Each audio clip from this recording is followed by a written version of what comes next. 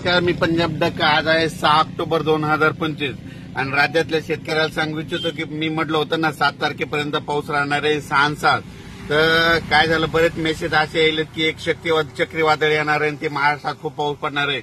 मग माझे महाराष्ट्रातल्या शेतकऱ्याला एक सांगायचं की कोणतं चक्रीवादळ आपल्याकडे येणार नाही, काही नाही, काही घाबरायची चिंता नाही, काही नाही.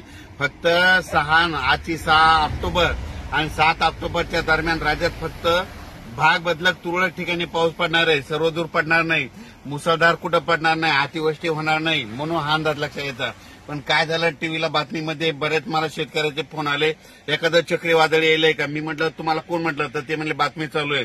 तर महाराष्ट्रातल्या सर्वप्रथम शेतकऱ्याला सांगू इच्छितो, कोणतं काही चक्रीवादळ काही आपल्याकडे येणार नाही, काही नाही. फक्त आज आणि उद्याच्या दिवसात थोडं भाग बदलत पाऊस पडणार आहे, म्हणून हा अंदाज लक्षात येतात. दररोज वेगवेगळ्या भागात या 2 दिवसामध्ये पाऊस असणार आहे, म्हणून हा अंदाज लक्षात येतात.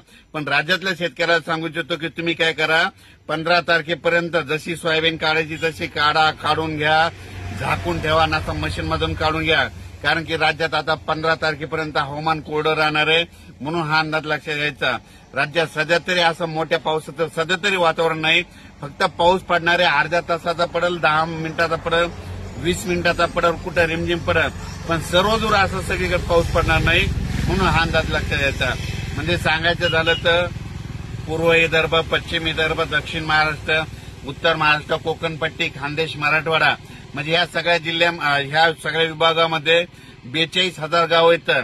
तर ह्या 42,000 गावामध्ये सगळीकडे पाऊस नाही पडणार, फक्त 10,000 गावामध्ये पाऊस पडेल, सगळीकडे काही पडणार नाही. त्याच्यामुळे काही चिंता करायची गरज नाही. जसं तुम्हाला सोयाबीनला वेळ भेटेल तुम्ही काय करा, तसं सोयाबीन काढून घ्या आणि जसं दुपारपर्यंत काढा, वाटल्यास उचला, गोळे लावून घ्या. असं केल्याच्यानंतर तुमची सोयाबीन सुखरूप घरी येणार आहे. पण राज्यात मात्र खूप असा काही मोठा पाऊस पडणार नाही, म्हणून हा अंदाज सर्व शेतकऱ्यांनी लक्षात घ्यायचा. अचानक वातावरणात बदल झाला, लगेच एक मेसेज दिला जाईल. धन्यवाद.